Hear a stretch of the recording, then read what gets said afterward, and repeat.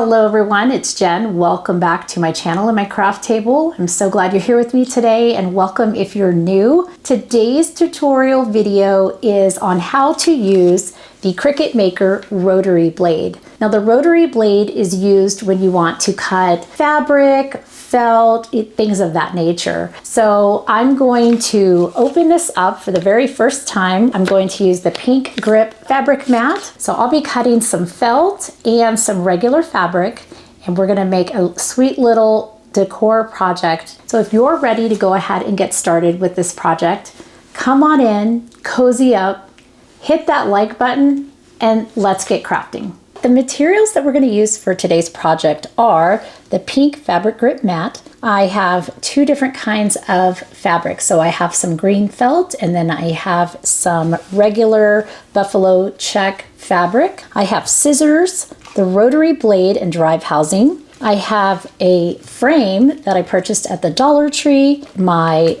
tape measure, and a brayer. Let's go ahead and get started on this project. All right, the first thing that I would like to talk about is the rotary blade and drive housing. So I'm gonna roll in my Cricut Maker 3 here. I'm gonna grab some scissors. We're gonna open this up. This particular tool is only for the Maker.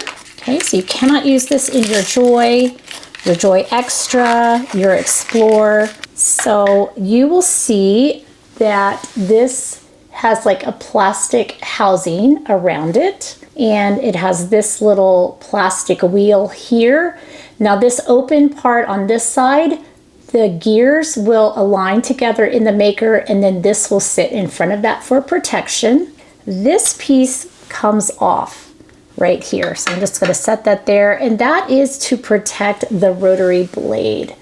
So let's see if you can see that. So it looks like a little rotary wheel that you would get by hand. To put this in your machine, you're going to open your machine like normal. You're going to open clamp B, and you're going to take out your fine point blade. I'm just going to set that right there. And then I'm going to take the rotary blade, and I'm going to place it so that the open flat part of this plastic is facing the back so that the gears can align. And I'm going to sit this right in. And then right here, this is that rounded plastic piece.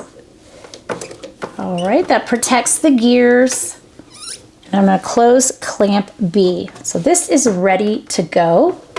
And now we're going to go ahead and get our mat ready. So I'm bringing in the fabric grip mat. Okay, so I'm going to bring in my fabric, and I am just going to cut about a 6-inch this way, and then I'll do about 6 inches this way.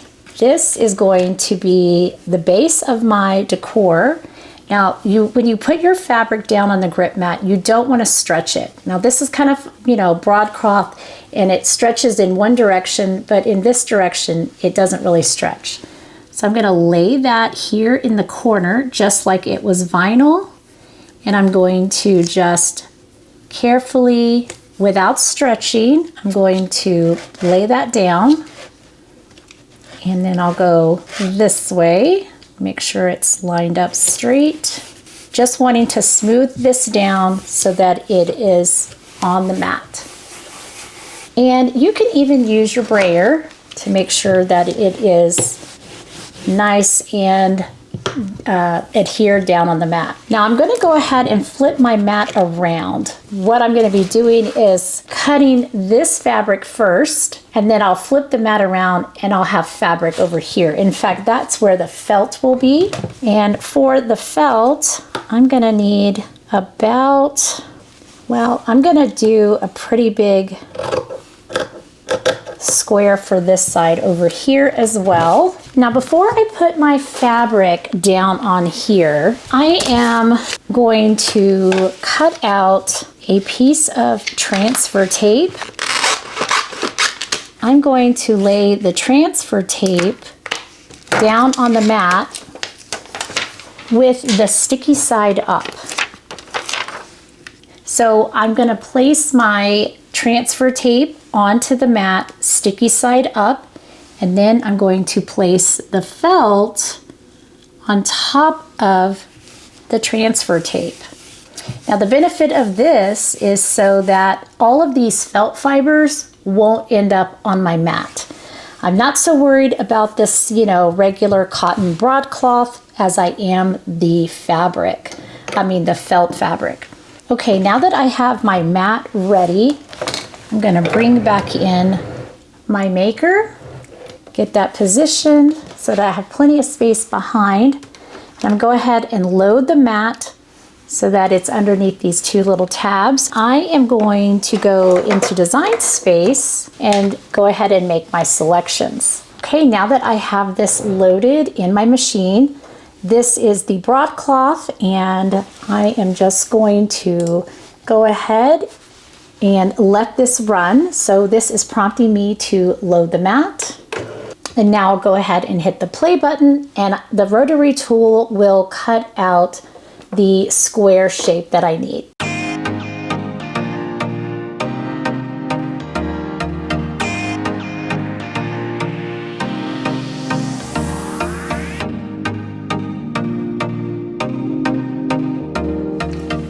Okay, so this is been cut, and I'm just going to double check that it does indeed have a cut. So that looks great. I'm going to go ahead and lay that back down, and then I'm going to unload my mat. I'm going to turn my mat around because this is the end that has the felt. All right, now that this is loaded, I have the felt selected in the maker. I'm going to go ahead and hit the arrows again.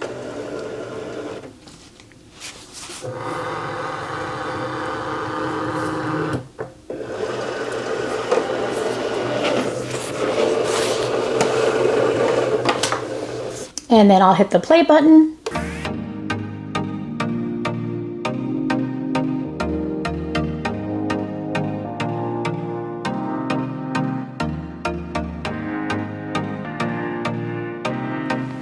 All right, it's done. And before I unload this mat, I can see the lines in the felt, but I am going to double check.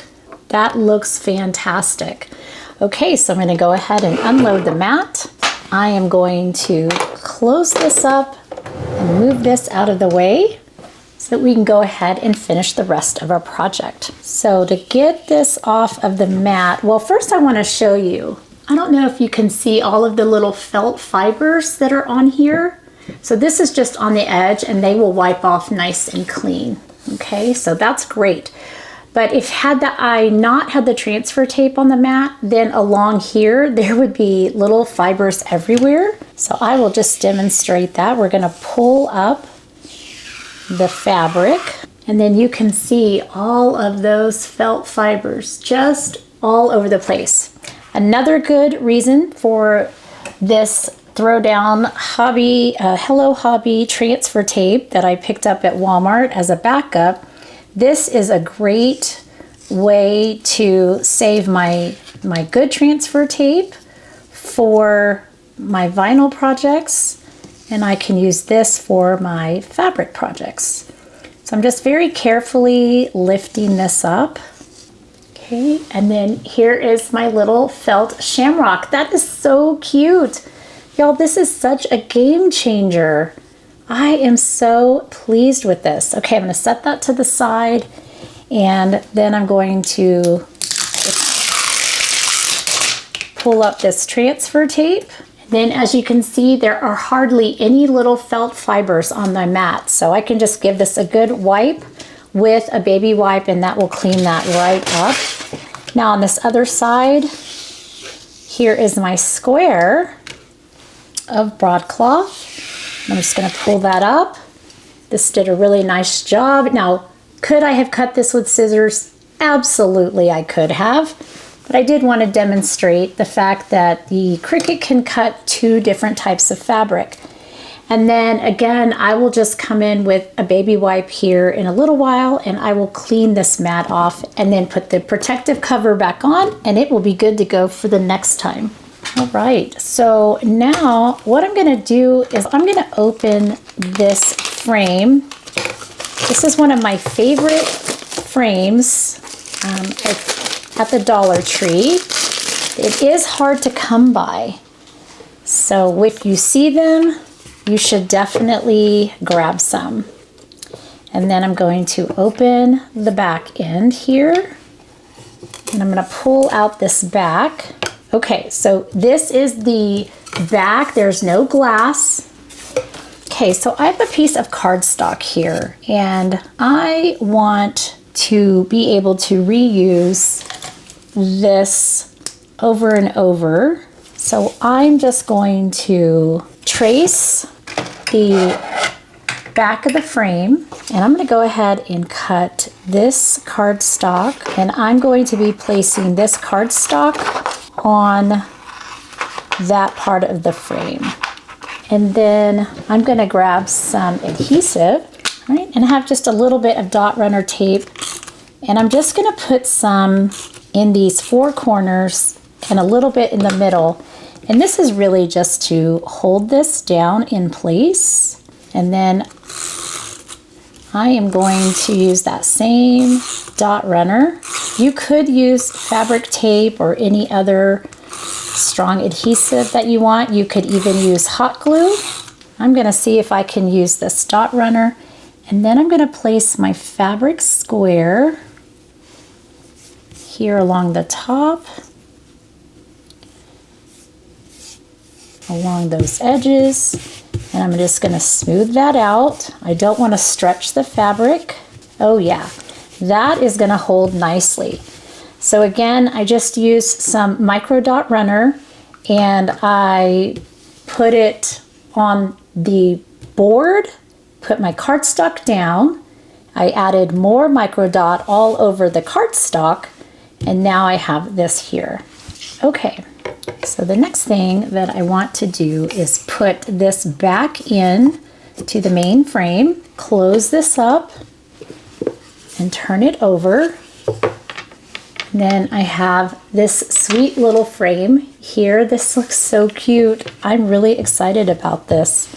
Okay, so this is so cute. I'm so excited. Now I'm just going to use some really inexpensive liquid glue, and I'm just going to dot it around the edge of my shamrock. Since this is pretty much going to be a temporary decor item and I can reuse this, I'm really just more wanting to tack this down. I'm not necessarily looking for 100% permanent adhesion. All right, and then let me grab, so I'm going to grab my tweezers here to help me pick this up, and then I'm just going to place that just like this, and I'm going to grab my brayer one more time, and I'm just going to very gently run over this with the brayer, and there we go. This is down, and it will be something that I can take apart and reuse another time.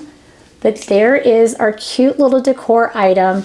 I just used some felt from the crafting section. This is just broadcloth from the fabric section, and then a frame from the Dollar Tree. So super cute. So if you have scrap fabric, this is a great way to work with some of those materials. But there we go. There is the little tutorial on the rotary blade. That is for the Cricut Maker. That is super fun. This is seriously a game changer because you can cut all kinds of shapes in your fabric. That really is something that I don't know that I want to tackle with scissors. So I'm super excited to have this tool in my toolbox. I hope that you found this video was informative and helpful, showing you a new way to use your maker. If you did, go ahead and hit that like button. Make sure you share this with your crafty friends. And if you're not already a subscriber, go ahead and hit that subscribe button and turn on that notification bell, because I do try to post videos at least once a week. If you made it this far in the video, please put a little shamrock emoji down in the comments. That would be super fun to let me know that you made it to the end and you are definitely a craft bestie. And I'm so glad that you're here today. Until I see you in the next card or craft, as always, have an amazing day and happy crafting. Thank you all so much for watching today. I'm so glad that you can join me at my craft table. If you're not already, I'd love to have you as a subscriber, and don't forget to hit that notification bell. That way you'll know when new videos arrive. Have a great day, and as always, happy crafting.